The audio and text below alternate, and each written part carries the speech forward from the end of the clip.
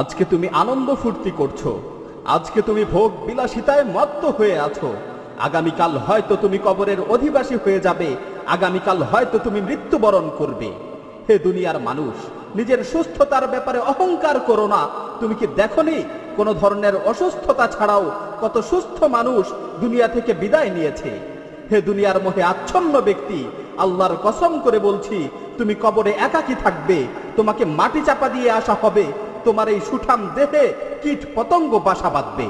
তোমার পূর্বে যারা দুনিয়া থেকে বিদায় নিয়েছে তাদের থেকে শিক্ষা গ্রহণ করো, তোমার পূর্বে যারা মৃত্যুবরণ করেছে তাদের থেকে শিক্ষা গ্রহণ করো।